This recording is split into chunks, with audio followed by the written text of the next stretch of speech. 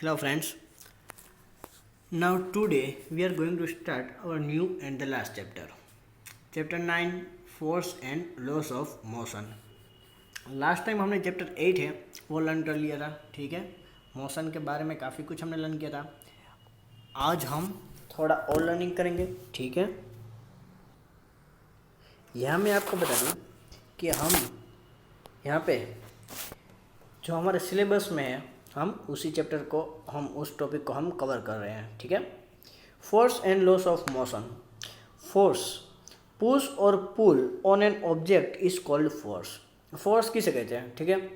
अगर कोई भी ऑब्जेक्ट है या तो हम उसको पुश करते हैं या तो हम पुल करते हैं, तो जो भी ऑब्जेक्ट को जो ये हम प्रोसेस कर रहे हैं तो यहाँ पे जो प्रोड्यूस होता है उसको क्या कहते हैं, फोर्स। हम उसको डेफिनेशन में इस तरह रिप्रेजेंट कर सकते हैं, it is defined as the push और pull on an object with mass that causes it to change its velocity. कोई भी ऑब्जेक्ट है हम उसको पुश या पुल कर रहे हैं, ठीक है, विथ मास, उसका जो भी कोई भी मास हो उसके साथ, तो ठीक है, वो अपनी वेलोसिटी में चेंज हो जाता है। और ये जो फोर्स है it is a vector quantity, ठीक है, स्केलर नहीं, it is a vector quantity. Like example, to open और क्लोज द डोर, हम डोर है वो क्लोज और ओपन करते हैं, या फिर कोई भी अगर ऑब्जेक्ट है तो हम एक जगह से दूसरी जगह अगर रखते हैं, ठीक है। हमारे पास मोबाइल है तो मोबाइल हम एक जगह से दूसरी जगह रखते हैं, one place to other place. So उसके लिए हमें फोर्स तो लगाना पड़ेगा, ऐसे ही वर्क नहीं होता है, ठीक है। तो ये विथ मास जो भी हम ऑब्जेक्ट को पुल और पुश कर रहे हैं वो है फोर्स। इफेक्ट्स। अच्छा, अब फोर्स की हम अगर कोई भी ऑब्जेक्ट पर फोर्स हम लगाते हैं तो उसमें कौन कौन सी इफेक्ट होती है। First is force can move a stationary object. अगर कोई स्टेबल है, यानी कोई बॉल है ले लीजिए, वो अभी स्टेबल है, ठीक है, वो अभी स्थिर है, और फिर हम उसको अगर फोर्स दे तो वो मूव कर सकता है, तो उससे कोई भी स्टेशनरी ऑब्जेक्ट है वो मूव कर सकता है। Second one is force can stop a moving object. अगर कोई भी मूविंग ऑब्जेक्ट है तो हम उसको स्टॉप कर सकते हैं। अब कोई भी, यानी देख लो, यानी बॉल को हम जब घुमा रहे हैं, ठीक है, तो वो घूमता ही रहता है, अगर हम चाहे तो फोर्स दे के हम उसको स्टॉप कर सकते हैं। Force can change the direction of moving object. वो डायरेक्शन भी चेंज कर सकते हैं फोर्स से। यानी हम क्रिकेट खेल रहे हैं तो बॉलर है वो बॉल है डालता है, फिर हम उसको बॉल को दूसरी डायरेक्शन में मारते हैं, ठीक है। सो हम उसकी डायरेक्शन चेंज कर सकते हैं। फिर force can change the speed of moving object. हम उसकी स्पीड भी चेंज कर सकते हैं। हम बॉल को जब बैट से घुमाते हैं, ठीक है, तो बॉल की स्पीड हम चेंज कर सकते हैं। Force can change shape and size of object. Force है, ये बलून ले लो, बलून को अगर आप फोर्स देंगे तो क्या होगा, उसका शेप भी चेंज हो जाएगा, साइज भी चेंज हो जाएगी, ठीक है। तो इस तरह से फोर्स से इतने इतने इफेक्ट है वो होती है। यहाँ पे है टाइप्स ऑफ फोर्सेस। अब यहाँ पे आपको फोर्सेस के दो टाइप्स हमें लर्न करने हैं। There are two types of forces, one is balanced forces and second is unbalanced forces. अब बैलेंस्ड फोर्सेस क्या है कि मान लीजिए ये जो आपको पिक्चर में दिखाया गया है वो ब्लॉक हम लेते हैं, ठीक है, वो ब्लॉक को हम दोनों साइड से फोर्स कर रहे हैं, दोनों साइड से इक्वल से फोर्स, तो क्या होगा, अगर ये ब्लॉक जो है क्या वो कहीं पे मूव होगा, नहीं होगा। क्यों नहीं होगा, क्योंकि दोनों साइड में इक्वल फोर्स लग रहा है, ठीक है। डेफिनेशन देखते हैं, if the resultant of applied forces, जब हम फोर्सेस अप्लाइड करते हैं, इज इक्वल टू ज़ीरो, ठीक है, तो वो इक्वल टू ज़ीरो है क्योंकि दोनों साइड से फोर्स सेम लगता है, then it is called balance forces. And what is unbalanced forces, if the resultant of applied forces is greater than zero then it is called unbalanced forces। यहाँ पे क्या है कि अनबैलेंस्ड फोर्सेस में हम सिर्फ एक तरफ से ही फोर्स लगाते हैं, या फिर ऐसा आप मान लीजिए कि अगर कोई एक ब्लॉक है या कोई एक बॉक्स है तो एक साइड से हम ज़्यादा फोर्स लगाते हैं और एक साइड से कम फोर्स लगाते हैं, तो ब्लॉक कहीं ना कहीं तो मूव होगा, ठीक है। जिस साइड से ज़्यादा फोर्स लगेगा उसके ऑपोजिट साइड वो चला जाएगा। तो यानी वो ज़ीरो से बड़ा होता है, ज़ीरो तो नहीं होता है, तो उसको बोलते हैं अनबैलेंस्ड फोर्सेस। अब समझ में आ गया। अब जो फोर्स है it is defined as the push और pull an object with the mass that causes is change to velocity, वो हमें डेफिनेशन हमने देखी। अब फोर्स का फॉर्मूला है F equal to M A, you know it's a Newton second law, okay. F equal to M A, तो M है उसका यूनिट है किलोग्राम यानी केजी, और A है, ठीक है, तो उसका जो यूनिट है वो मीटर पर सेकंड स्क्वायर। और हम फोर्स को जो यूनिट है वो हम न्यूटन भी कह सकते हैं, इसलिए हम फोर्स को न्यूटन से लिखेंगे, 5 न्यूटन, 10 न्यूटन, 12 न्यूटन, इस तरह से। अब न्यूटन्स लॉ ऑफ मोशन में हमें यहाँ पे फर्स्ट, सेकंड और थर्ड लॉ है, लेकिन हमारे सिलेबस में सिर्फ अभी फर्स्ट लॉ ही है, तो हम सिर्फ फर्स्ट लॉ ही लर्न करेंगे, ठीक है। गैलीलियो का ये फर्स्ट लॉ। अब गैलीलियो ने क्या कहा था, उसने इन्वेंट किया था, ठीक है, फर्स्ट लॉ। तो हम देखते हैं, any object at rest remain in the state of rest. अगर कोई ऑब्जेक्ट है वो रेस्ट पोजीशन में है तो वो रेस्ट पोजीशन में है। And any object in motion will continue in motion along a straight line with uniform speed. अगर कोई ऑब्जेक्ट मोशन में है तो वो मोशन में ही कंटिन्यूसली यूनिफॉर्म स्पीड में वो कंटिन्यूस मूव करेगा until is compelled by an external force to change its state।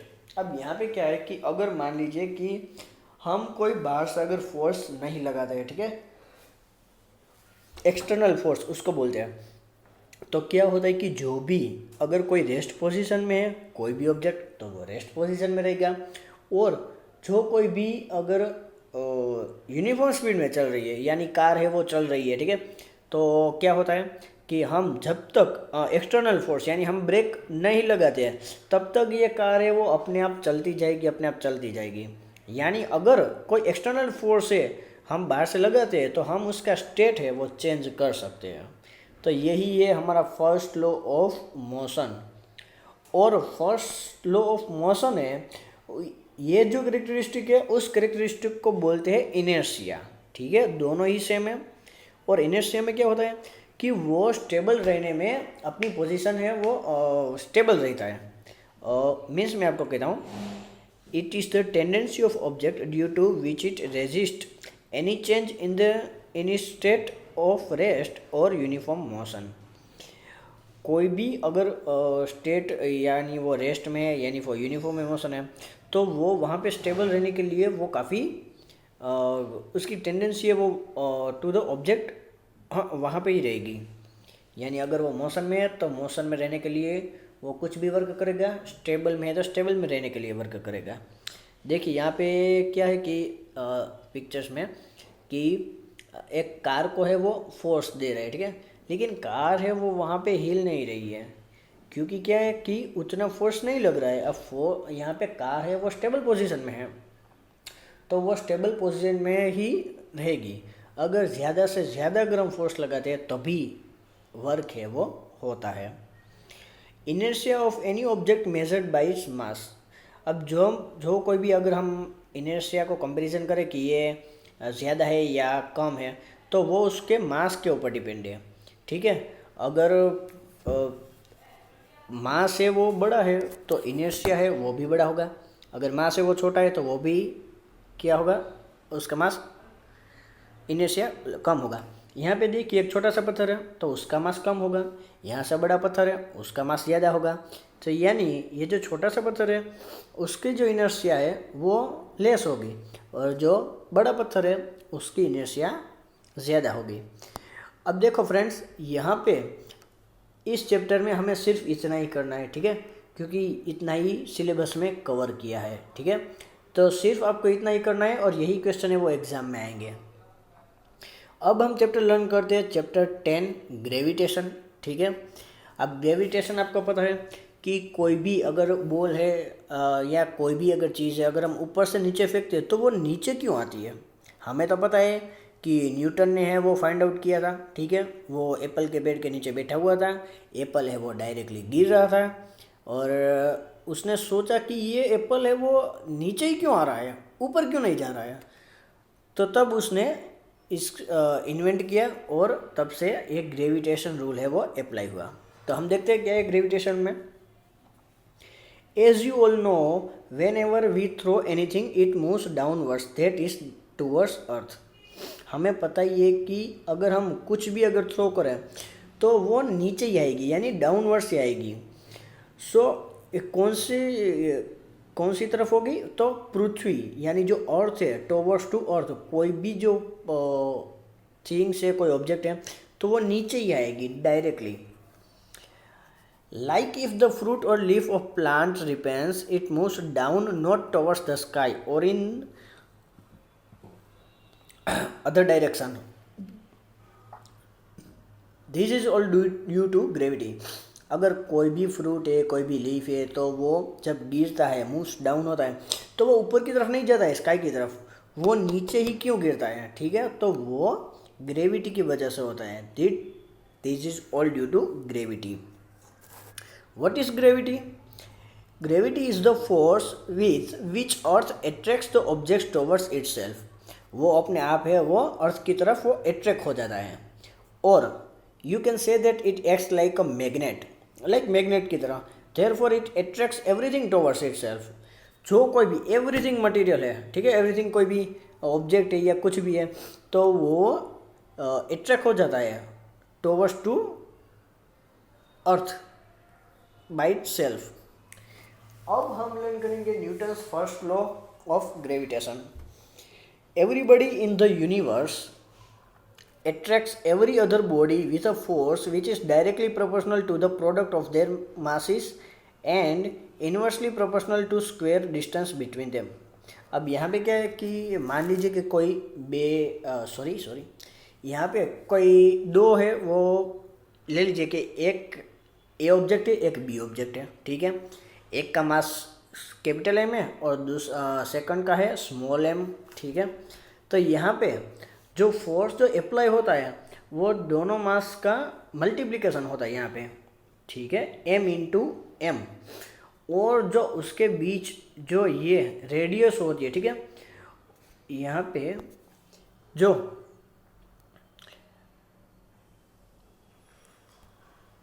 Everybody in the universe attract every other body with a force. अब कोई भी मटेरियल है, कोई भी बॉडी है, वो एक दूसरे को अट्रैक्टिव करती है, which is directly proportional to product of their masses, ठीक है। तो वो हमने देखा यहाँ पे directly proportional to the masses and inversely proportional to square distance between them. अब यहाँ पे ये जो आर है वो हम डिस्टेंस की तरह हम यूज़ करेंगे। तो यहाँ जो 1/r² है, तो क्या होगा कि जो डिस्टेंस है उसका स्क्वायर होगा और वो प्रोपोर्शनल और वो इन्वर्सली प्रोपोर्शनल होगा, यानी अगर वो डिनोमिनेटर में होगा। तो यहाँ पे अगर हम इन दोनों को अगर हम एक कर दें, ठीक है, क्योंकि दोनों में फोर्स लग रहा है, तो हम ऐसा लिख सकते हैं m into M upon R square.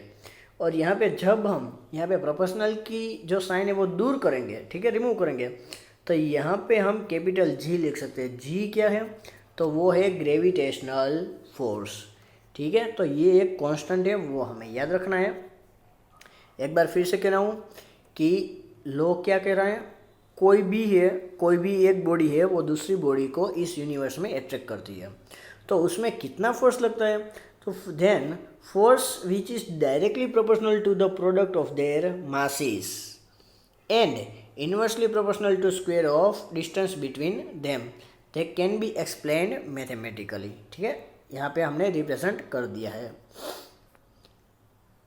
अब हम उसका यूनिट अगर हम देखें कि यहाँ पे इसका यूनिट है, ग्रेविटेशनल फोर्स का यूनिट क्या आता है, तो सबसे पहले हम जी को सब्जेक्ट करेंगे, ठीक है। जी को सब्जेक्ट करेंगे, ये यहाँ पे चला जाएगा और एम उसके यहाँ पे नीचे, ठीक है। तो यहाँ पे 1 बाय 1 देखते हैं। देखिए फोर्स है उसका यूनिट क्या है, न्यूटन। r² है तो उसका यूनिट क्या है, m²। और m इंटू एम यानी kilogram into kilogram, KG into KG. तो यहाँ पे newton metre square as it is और केजी है kg-2, तो वो है वो ग्रेविटेशनल कांस्टेंट की वैल्यू है। Freely falling bodies. अब फ्रीली फॉलिंग बॉडीज क्या है? There are bodies that fall under the influence of gravity. उसमें ग्रेविटी की इफेक्ट होती है और हमें कुछ से बाहर से एक्सटर्नल फोर्स नहीं लगाना है। कोई भी, मान लीजिए कि हम टेरेस पे है और हमने बॉल है वो ऊपर से हाइट से हमने नीचे डाल दिया, ठीक है। अब वो बॉल है वो डायरेक्टली फॉल्स डाउन, ठीक है, वो डायरेक्टली नीचे जाएगा। लेकिन यहाँ पे हमें कोई एक्सटर्नल फोर्स की ज़रूरत नहीं है, वो अपने आप ही वो चला जाएगा। इसको बोलते हैं फ्रीली फॉलिंग बॉडीज़। यहाँ पे देखिए, यहाँ पे एक और जो पिक्चर है वो लिफ्ट में वो ऊपर से नीचे जा रहे हैं, लेकिन वो क्या कर रहा है कि जो लिफ्ट है वहाँ पे एक्सटर्नल फोर्स वो लगाता है, तो वो उसका एग्जाम्पल नहीं है। हमें एक्सटर्नल फोर्स लगाना नहीं है, ठीक है। It is called freely falling bodies because in that case when it moves down it just due to gravitational force. किसकी वजह से वो बॉडी है वो अप से डाउन हो रही है, ठीक है, तो वो ग्रेविटेशनल फोर्स की वजह से। No other external force is acting alone. कोई भी फोर्स है वो अकेला नहीं होता है। सेम वे देखिए, यहाँ पे मैंने आपको पिक्चर में दिखाया, ठीक है, वो जो पीपल है वो लिफ्ट में जा रहे हैं, लेकिन वो नीचे तो जा रहा है लेकिन वो एक्सटर्नल फोर्स का यूज़ कर रहा है, तो वो उसका एग्जाम्पल नहीं है। अब हमारे पास टॉपिक है मास एंड वेट। मास क्या है? It is the quantity of matter contented in the body. अब मान लीजिए यहाँ पे कि अगर कोई बॉल है तो उसके अंदर जो मैटर है वो क्या होगा? वो मास होगा, ठीक है। So it's the quantity of matter. यहाँ पे कितनी क्वांटिटी है वो क्या है? मास है। अब फॉर्मूला क्या होगा मास का? Quantity of matter in body, ठीक है। अब मास है वो हम किलोग्राम में भी मेज़र कर सकते हैं, ग्राम में भी मेज़र कर सकते हैं, ठीक है। हमें पता ही है कि 1 ग्राम इक्वल टू 1000 किलो। सो ये हमें याद रखना है। और वेट क्या है? दोनों में डिफरेंस यही है कि मास में क्वांटिटी ऑफ मैटर हमें देखनी थी। अब वेट है उसमें it is the force which earth attracts the object towards itself. अब हम किसी का भी वेट करते हैं तो वो अर्थ की तरफ अट्रैक्ट होता है और उसमें जो फोर्स जो डेवलप होता है उसको हम वेट बोलते हैं, ठीक है। फॉर्मूला है W इक्वल टू mg। ये हमें याद रखना है, W इक्वल टू mg। और जो वेट का ऐसा यूनिट है वो क्या है? न्यूटन है।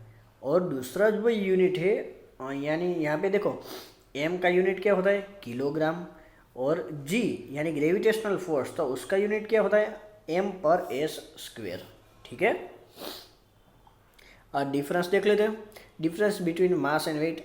अब मास में क्या है कि क्वांटिटी ऑफ मैटर है, और यहाँ पे फोर्स क्या है कि अर्थ की टूवर्ड्स जो कोई भी फोर्स अट्रैक्ट हो रहा है, फोर्स लग रहा है, उसको क्या कहेंगे? वेट। मास यूनिट है किलोग्राम, वेट है वो न्यूटन है। It remains same every time. अब आप हर जगह पे देखिए तो मास है वो चेंज नहीं होगा। आप अर्थ पे जाके भी देखिए तो भी मास चेंज नहीं होगा, ठीक है।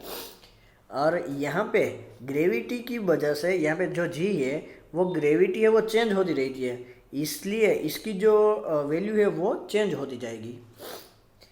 यहाँ पे मास क्या है? Matter contented in body. और यहाँ पे हमारा फॉर्मूला है W इक्वल टू mg। तो ये है difference. And the last topic Archimedes. देखिए आर्किमिडीज प्रिंसिपल क्या है? आर्किमिडीज प्रिंसिपल, आर्किमिडीज प्रिंसिपल क्या है कि मान लीजिए अगर ये ब्लॉक है, ठीक है, तो हम पानी में उसको डुबा रहे हैं, ठीक है, तो क्या होगा कि जो अगर ब्लॉक है वो अपने आप है वो सरफेस पे आ जाता है। तो ऐसा क्या हुआ कि वो अपसाइड आ रहा है। जो अपवर्ड्स जो यहाँ पे मैं आपको बताता हूँ कि यहाँ पे जो अपवर्ड्स में जो फोर्स लग रहा है, ठीक है, वो तो ऊपर की तरफ जो फोर्स लगता है, ठीक है, तो उसको बोलते हैं आर्किमिडीज रूल्स, जो फोर्स वो वहाँ पे जो प्रोड्यूस होता है, ठीक है। अब मान लीजिए कि अगर यहाँ पे एक ऑब्जेक्ट है, उसका वेट है 5 kg, ठीक है।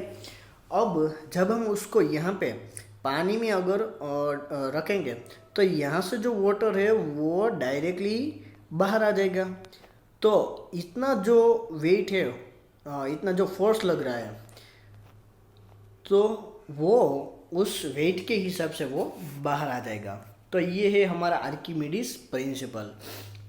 When an object is immersed fully और partially in a fluid, fluid में इमर्स और पार्शियली फ्लूइड में होता है, तो क्या होता है, upward force is applied by the fluid, fluid की तरफ से अपवर्ड साइड फोर्स लगता है on the object is the same as the weight of the fluid displaced by the object. तो जो वेट है वो कितना होगा कि जो डिस्प्लेस वाटर यहाँ पे दिखाया गया है यही वहाँ पे अप्लाई होगा। तो ये था आर्किमिडीज का प्रिंसिपल। यहाँ पे चैप्टर 9 और 10 है वो दोनों यहाँ पे ओवर होते हैं, ठीक है। मैं आपको PDF भेज दूंगा, आप लिख लीजिए। Okay, thank you.